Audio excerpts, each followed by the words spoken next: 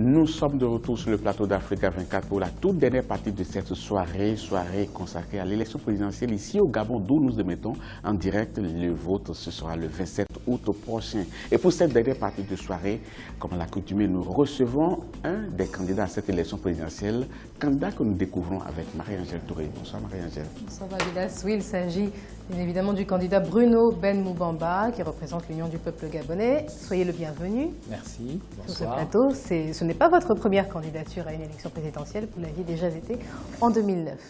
Alors Bruno Ben Moubamba, dans quel état d'esprit vous abordez cette campagne électorale? Avec une très grande sérénité, une grande confiance dans le peuple gabonais. Je suis un candidat pour le Gabon d'après. Après le système despotique, après le système Bongo PDG, nous ne sommes pas en guerre contre la personne d'Ali Bongo ou les membres de sa famille ou une quelconque personne. Nous voulons le changement. Nous voulons le changement d'un système qui a déjà duré depuis trop longtemps, un système de près d'un demi-siècle. Nous sommes en candidature pour le changement du Gabon, le changement du pays, et c'est pour nous une grande fierté. Mais qu'est-ce qui a motivé cette candidature, cette nouvelle candidature, alors qu'on se souvient qu'en 2009, vous n'êtes pas parvenu à obtenir 1% des suffrages? Nous n'avons pas eu 1%, bien sûr, mais on était quand même placé en 7e position sur 18 candidats, sans avoir fait le tour du pays, en faisant une grève de la faim de 15 jours devant l'Assemblée nationale. Cette candidature est nécessaire. Pourquoi? Parce que s'il y a un candidat qui n'a jamais été dans le parti au pouvoir, c'est bien Bruno Ben Moubamba, on peut dire un candidat aux mains propres qui n'a pas participé à la destruction du pays. Nous avons besoin, nous qui avons grandi sous Omar Bongo, nous qui sommes nés comme certains en 1967, l'année de la prise du pouvoir d'Albert Bernard Bongo, devenu Omar Bongo, nous avons le devoir de dire que nous avons été les victimes de ce système et nous avons le droit de penser à un autre Gabon, à un autre système. Les gens sont épuisés par le système Bongo-PDG. Nous voulons un nouveau système. Nous voulons le démantèlement d'un système qui a réduit les Gabonaises et les Gabonais à la misère. 2 tiers de pauvres. En 2009, on vous a vu très peu sur le terrain, on vous a beaucoup plus brillé par la grève de la faim, comme vous l'avez mentionné tout à l'heure, mais vous revendiquiez, vous dénonciez l'élection, une élection mal organisée, un scrutin pas du tout transparent, c'est ce que vous dénonciez à l'époque. Mais est-ce que, selon vous, vous avez mesuré l'impact de votre grève de la faim? Si oui, est-ce que les choses ont évolué? Est-ce que ça a changé? Est-ce que cette fois-ci, vous avez foi en ce scrutin? La sincérité du scrutin de 2016 n'est pas garantie. Cependant, cette élection présidentielle est un processus politique. On s'inscrit dans un processus politique visant à une évolution positive du Gabon, à un changement. Tous les processus sont importants. Cette candidature, celle de Bruno Ben Moubamba, est un levier pour une meilleure prise de conscience. Conscience de changer. Conscience de ne plus accepter ce système qui nous a réduits à la misère. Parce que ce qui se passe, c'est que le Gabon est bloqué. Les citoyennes et les citoyens de ce pays savent que le Gabon est riche. Mais cependant, malgré les déclarations du président candidat qui se résument à un « laissez-nous avancer », on voit bien que le véhicule du Gabon n'avance plus. Nous avons eu 15 000 chômeurs, par exemple, dans la ville pétrolière de Port-Gentil en une année. Au plan budgétaire, on a fait appel à des emprunts d'équilibre pour rééquilibrer le budget de notre pays. Mais en quoi cette nouvelle candidature va permettre une prise de conscience? Parce que vous en parliez déjà en 2009. Est-ce que vous avez le sentiment que les choses ont changé entre-temps? Les choses ont changé en quoi? Nous avons vu l'échec politique et économique du président candidat, parce que le Gabon va mal sur le plan économique, sur le plan social, sur le plan politique. Maintenant, nous ne pouvons pas laisser la seule opposition issue du parti au pouvoir occuper et monopoliser le débat national. Nous avons cette invraisemblance au Gabon où les seuls opposants qui sont entendus seraient ceux issus du pouvoir, alors même que dans ce pays, il y a des personnalités qui n'ont jamais été associées à l'érection de ce système. Ce système n'a été possible que parce qu'il y a eu des piliers. Un certain nombre de piliers sont passés dans l'opposition et c'est tout à fait leur droit. Cependant, il faut également peut-être la constitution d'un nouveau pôle de l'opposition gabonaise et c'est là-dedans que nous nous inscrivons. Un nouveau pôle de l'opposition gabonaise qui n'aurait rien à voir, en tout cas fondamentalement, avec le système Bongo-PDG. Pourquoi? Parce qu'il faut de nouvelles mœurs. On ne peut pas gérer ce pays de manière despotique jusqu'à la nuit des temps. Mais au début du processus, vous faites partie quand même des tout premiers candidats à appeler à une candidature unique du bloc de l'opposition. Mais apparemment, puisque, ou bien sous prétexte qu'on ne vous a pas contacté, qu'on ne vous a pas consulté aujourd'hui, vous avez fait des sorties médiatiques où vous avez dit, je cite, ce n'est pas une candidature unique de l'opposition. Je parle par rapport au ralliement de Guy Zamadouama et de Casimir Oyemba à la candidature de M. Jean-Ping. Vous dites, je cite, ce n'est pas une candidature unique de l'opposition. C'est une tractation politico-financière sans transparence entre anciens pédégistes qui annoncent malheureusement que le système perdurera soit via Ali Bongo, soit via Jean-Ping. Si ce dernier prenait le pouvoir, la désillusion sera terrible. Vous voyez le mal? Est-ce que vous ne voyez pas un peu le mal partout? Il n'est pas question pour nous de manquer de respect à qui que ce soit, mais nous sommes dans une bataille politique. Dans une bataille politique, les convictions doivent s'exprimer. Quelle est notre conviction? C'est que nous ne pouvons pas adouber le bureau politique du parti au pouvoir des années 90, parce que dans cette tractation, on a l'impression d'une sorte de retour au combat des années 90 entre les membres du parti au pouvoir, qui s'appelaient à l'époque les appellistes, et le groupe des rénovateurs, qui étaient les plus jeunes et qui s'affrontaient autour de feu le président Omar Bongo Ondimba. Nous avons le droit, en tout cas, d'affirmer que certains engagements, comme ceux qui me suivent, sont fondés sur les principes, sur les valeurs et sur les normes. Mais qu'est-ce que vous mettez en cause concrètement dans ce ralliement? Premièrement, est-ce que vous aurez voulu que le choix soit porté sur vous, et comme ce n'est pas le cas... Je vais vous faire une confidence. Je vous en prie. Si on avait eu une élection à l'intérieur du collège des candidats, le choix de Bruno Ben Moubamba se serait sans doute porté sur un ancien président de l'Assemblée nationale ou alors sur un ancien gouverneur de la Banque des États de l'Afrique centrale du fait de sa technicité financière, peut-être également sur un ancien président de l'Assemblée nationale du fait de sa sagesse et son aptitude à jouer au médiateur. Parce que ce dont il est question en 2016, ce n'est pas tellement d'une bataille entre l'opposition et le parti au pouvoir, mais d'une bataille entre la nation gabonaise et ceux qui ne veulent pas du bien à la nation gabonaise et qui sont partout. Pour cela, nous avions besoin d'une figure tutélaire rassurante qui ne passe pas en force et qui sait parler à tout le monde. C'est dans ce sens que celui qui vous parle avait proposé un protocole d'accord pour une présidence de transition.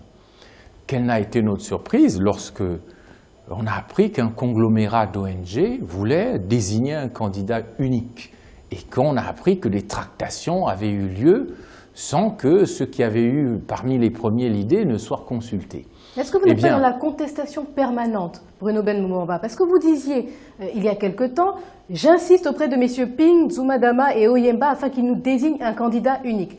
La chose est faite et à présent vous la dénoncez comme étant une mascarade électorale. Madame, il ne s'agit pas ici du choix d'un candidat unique. Il s'agit ici, on nous demande de rallier le candidat le plus riche, le plus fortuné, qui dit avoir le plus gros carnet d'adresses.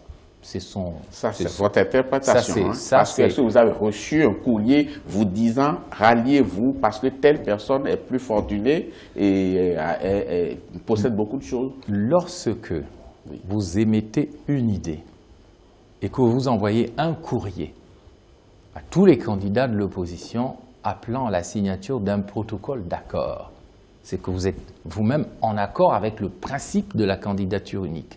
Mais lorsque vous ne recevez aucune réponse à votre courrier, alors même que vous avez visité ces mastodontes de l'opposition et que vous leur avez proposé, vous leur avez parlé de cette candidature unique et que vous n'êtes informé de rien, et que vous apprenez par les médias qu'on ne vous a pas consulté parce que vous n'êtes pas un candidat majeur, Il y a de quoi se poser des questions, parce que nous voulons la démocratie dans ce pays. Mais donc comment expliquer ce désaveu si vous permettez, oui. Lorsqu'on est opposant, ce n'est pas un label de qualité. Hein.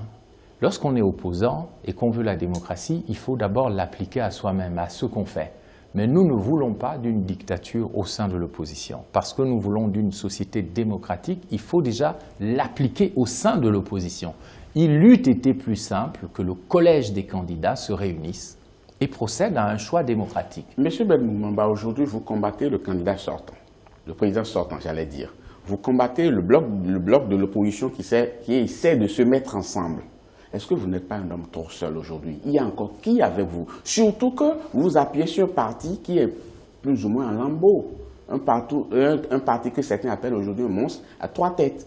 Je ne sais pas si vous tenez même la bonne tête. En tout cas, M. Babylas Botton, sachez que je ne suis pas le seul à tenir ce langage. Vous avez écouté les propos de l'ancien Premier ministre Léon-Paul Ngoulakia. Vous avez écouté Gérard Elan-Guema. Vous pourriez peut-être poser la question à Léon-Paul Ngoulakia. Mais tout ça profite à qui concrètement? Tout ça, ça profite à qui?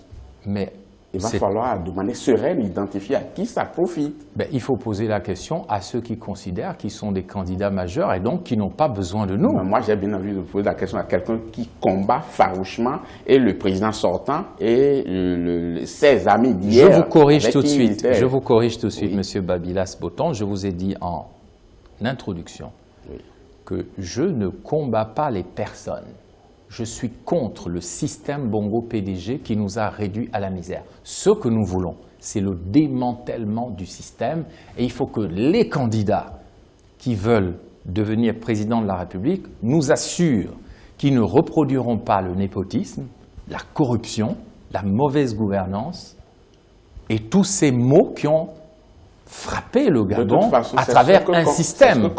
Combattre tous les candidats, de toute façon. Eh bien, je n'ai pas indexé tel ou tel candidat, mais je ne peux pas dire que vous pouvez mettre sur le même pied d'égalité quelqu'un qui a fait le système Bongo et quelqu'un comme moi qui n'a jamais été lié à ce système. Donc vous êtes opposé au pouvoir en place. Vous êtes opposé à l'opposition, en tout cas la nouvelle coalition de l'opposition. Mais qu'appelez-vous l'opposition? Gérard Elan-Guema a lancé un appel, on l'a entendu dans le journal de campagne. Dimanche prochain, est-ce que vous le rejoindrez dans cette nouvelle coalition de ceux qui sont opposés à la coalition de Jean Ping, de Guy Zuma-Dama et de Casimir Oyemba? Il n'y a pas, vous savez, moi j'ai le plus grand respect pour des personnalités telles que M. Guy Zuma-Dama ou Casimir Oyemba et je leur garde tout mon estime. Mais, croyez-le, nous avons tout à fait le droit d'avoir nos convictions.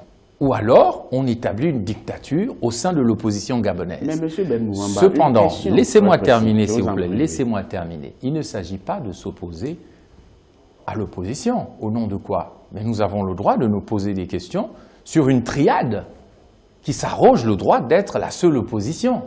En quoi cela est-il contestable? Nous avons le droit, en tant que candidat, en tant qu'acteur politique, d'affirmer nos convictions, d'affirmer nos droits, d'avoir nos idées et de ne pas nous soumettre à la légère à une triade. Parce qu'il s'agit ici d'une triade de l'opposition, d'ailleurs d'une nouvelle opposition issue du pouvoir. Nous n'avons pas à la contester, mais ils n'ont pas non plus le droit de nous imposer leur façon de voir au nom justement du pouvoir de l'argent. Non, excusez-moi, mais ce n'est pas possible. Il y a quelque temps, vous demandiez à ce que l'opposition se regroupe afin de désigner un candidat unique. Si cette candidature unique, ce candidat unique qui est désigné était M. Ben Moumamba, est-ce que Ben Moumamba aurait dit que M. Jean Ping, puisqu'il a été PDGiste, entre-temps, ne veut pas du soutien de Jean Ping? Si Casimir Oyemba avait rejoint Ben Moumamba, est-ce que vous allez rejeter cela? Parce qu'aujourd'hui, vous estimez qu'on prend de l'ancien pour vouloir faire du neuf. Ce qui est essentiel, c'est que si l'on avait respecté les procédures, c'est-à-dire si on avait consulté de manière respectueuse, y compris les candidats mineurs, cela nous aurait rassurés sur la nature démocratique de cette désignation qui n'a rien à voir avec un candidat unique, mais plus à voir avec un ralliement purement et simplement. Et cela, ce que nous n'acceptons pas, c'est qu'on nous impose le ralliement à une personne. Cependant, si les procédures avaient été respectées et que un collège des candidats, après une discussion et un échange de programmes, avait été mis en place pour désigner le candidat unique, cela aurait été absolument un modèle et une leçon à la nation et peut-être à l'Afrique entière. En ce qui nous concerne, en ce qui concerne le candidat Bruno Ben Moubamba, je sais pour qui j'aurais voté. Probablement pas pour le candidat à l'abri du besoin et de la peur. Justement, vous êtes candidat à cette élection présidentielle, vous proposez aux Gabonais le Gabon d'après. Notamment la diversification des sources de croissance, vous parlez d'emploi, vous parlez d'agriculture aussi. Prenons un point particulier, l'économie gabonaise. Quel état des lieux en faites-vous? Comment comptez-vous la redresser, si tant est que vous ne la considériez pas comme étant optimale? L'économie gabonaise est bien entendu sinistrée. Rien que sur le plan budgétaire, nous avons pendant ces derniers temps fait appel chaque fois à des emprunts d'équilibre parce qu'il est obligatoire pour un pays d'avoir un budget équilibré. Et comme nous étions déficitaires, nous avons fait appel chaque fois à des emprunts d'équilibre. Nous avons emprunté et nous avons endetté les générations futures. Nous avons eu une explosion du chômage. 21% de la population active au Gabon est au chômage. La plupart des jeunes diplômés sont au chômage. Vous avez par exemple des villes comme Port-Gentil, villes pétrolières qui sont en train de devenir des villes fantômes. Promenez-vous dans la capitale Libreville, capitale d'un pays riche, 3 boulevards en 50 ans. Autant dire que dans ce pays où la pauvreté s'est accrue, l'économie est sinistrée et il faut une impulsion nouvelle, une intelligence nouvelle, la fin de la mauvaise gouvernance. Et c'est ce qui est le plus important pour nous, que les nouveaux acteurs nous rassurent sur la nécessité pour nous d'établir une bonne gouvernance. Cela veut dire qu'il faut créer au Gabon de nouvelles poches d'enrichissement pour les populations. Il faut développer le secteur des affaires, il faut réaffirmer le rôle de l'État. Le secteur des affaires, c'est encourager le secteur privé. Le secteur privé doit être renforcé, établir une classe d'hommes d'affaires gabonais à côté des hommes d'affaires expatriés qui seront toujours la bienvenue dans notre pays, mais il faut enrichir les Gabonais, soutenir les petits commerçants, les métiers de service, les métiers liés au secteur primaire. Il faut une volonté pour relancer la gouvernance économique dans notre pays et ce n'est pas le cas avec le président candidat qui assume un système qui a échoué. Monsieur Bruno Ben Moubamba, les Gabonais sont formels. Il n'est pas question qu'on ne continue pas à importer la quasi-totalité de ce qu'on consomme. Et pour cela, il va falloir se lancer régulièrement dans l'agriculture. Tout le monde est unanime là-dessus, mais c'est la méthode qui diffère. Quelle est votre recette, quelle est votre stratégie à vous pour que, à moyen terme, les Gabonais commencent par réellement se nourrir de ce qu'ils produisent eux-mêmes? Les choix agricoles du pouvoir actuel ont été discutables ces dernières années. Pourquoi? Parce que la politique agricole du président candidat s'est appuyée sur le partenariat avec une société de Singapour qui a fait dans le palmier à huile. Quand on connaît les risques environnementaux du palmier à huile et que l'on sait que le palmier à huile ne nourrit pas son homme, on peut dire oui, c'est peut-être intéressant de faire du palmier à huile parce qu'on a du travail et encore qu'on ne sait pas combien les gens sont payés dans le palmier à huile. Mais le grand échec du projet Graines qui est lié à cette société de Singapour, le grand échec du projet Graines, c'est que le Gabon importe en effet toujours tout ce qu'il mange. Donc les produits vivriers ne sont pas produits. Ça vient de commencer, non? Ça vient de commencer. Oh, vous savez, tout est dans la vision, tout est dans le choix stratégique. On voit bien que le choix stratégique agricole est fait dans l'à peu près. Nous avons besoin de cultures vivrières. Aujourd'hui, les commerçants gabonais sont obligés d'aller acheter par exemple de la banane au marché mondial au nord du Gabon, près du Cameroun, en achetant par exemple la banane, on va dire à 1000 francs CFA, et en revendant cette banane à 750 francs CFA, c'est-à-dire à perte. Résultat des courses, les commerçants gabonais sont obligés de fermer boutique. Mais quel choix stratégique auriez-vous fait ou planifiez-vous de faire si vous En êtes tant élu? que président de la République, l'utopie vaut bien la référence. En tant que président de la République, il faudrait, à mon humble avis, subventionner les petits agriculteurs, leur donner des terres, les subventionner, permettre aux commerçants, aux petits paysans d'avoir accès à des microfinancements.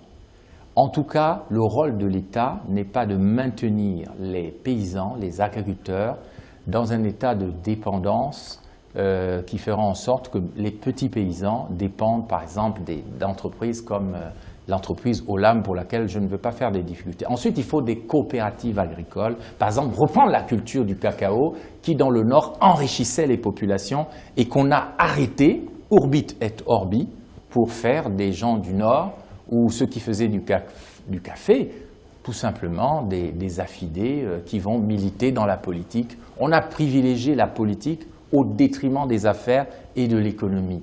L'enrichissement des populations gabonaises est le choix fondamental à faire en créant de nouvelles niches, autant pour moi, d'enrichissement des Gabonaises et des Gabonais. Monsieur Ben Moumba, on est pratiquement à la fin de cette émission. Une toute dernière question. Certains Gabonais estiment que tant que le Gabon va continuer par entretenir les rapports qu'il a aujourd'hui avec la France, on ne pourra pas se développer.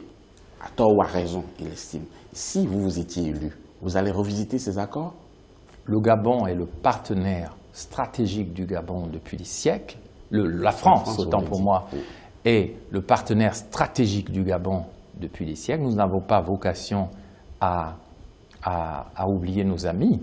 Le Gabon et la France sont des amis éternels et ce sera ainsi jusqu'à ce que mort s'en suive, si je puis m'exprimer ainsi. Pour ce qui me concerne, ce qui compte pour moi, c'est que le 27 août, les Gabonaises et les Gabonais choisissent le bulletin rouge de Pierre Mamboundou que j'ai hérité et que je peux vous montrer si vous le souhaitez. Surtout qu'on est à la fin de l'émission. C'est un bulletin que j'ai hérité. Apparemment, vous ne l'avez pas. Je ne l'ai plus, mais je l'avais tout à l'heure. C'est une expérience, ça veut dire peut-être qu'il a fini dans l'urne. Hein. Oui. Le bulletin rouge de Pierre Mamboundou, je l'ai hérité comme bulletin de cette élection présidentielle. Je vais pouvoir peut-être en bénéficier. Je demanderai aux Gabonaises et aux Gabonais de mettre ce bulletin rouge dans l'urne pour Pierre Mamboundou, pour André Baobam, pour tous les morts, pour tous les martyrs de ce pays, pour sauver la nation gabonaise. En tout cas, ce bulletin rouge, nous l'avons vu dans le journal de campagne tout à l'heure. Puisque ce journal sera réutilisé, chers téléspectateurs, n'hésitez pas à regarder ce journal et vous découvrirez le bulletin rouge de M. Ben Moubamba. Marie-Angèle, le temps de remercier notre invité. Oui, merci d'avoir accepté de participer à cette émission. On rappelle donc que vous représentez l'Union du peuple gabonais à l'élection présidentielle qui aura lieu le 27 août 2016. Merci. Merci à vous. C'était un plaisir de partager cet instant avec vous. On continue de suivre la campagne électorale. Chers téléspectateurs, ce sera tout pour cette soirée d'émission consacrée à l'élection présidentielle dont le scrutin est pour le 27 août prochain. Ainsi se referme définitivement cette émission. Merci beaucoup de l'avoir suivi. Nous vous laissons tout de suite en compagnie des programmes d'Africa 24. À demain pour un autre débat avec Marie-Angèle Touré.